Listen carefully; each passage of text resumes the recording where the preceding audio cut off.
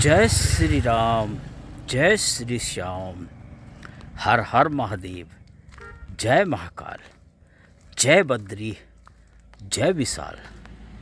मित्रों, आज 6 मई है और हम कर्तव्य स्थल आवास पर हैं। लेकिन जैसे ही संध्या होती है, शाम होती है, यहाँ पर घन घमंड बरखा, बारिश और बिजली कड़कड़ाने लगती है। तो इसे हम जलवायु परिवर्तन कहेंगे। लेकिन मौसम बहुत सुंदर है, बहुत मनोहारी है, नैसर्गिक है, बहुत ठंडा है। हम रजाई छोड़ कर के कंबल में आ गए थे, लेकिन फिर से हमको रजाई निकालनी पड़ गई। तो अब मैं जा रहा हूँ सब्जी भुजी का इंतजाम करने बाज़ार में। जय श्री राम मित्रों।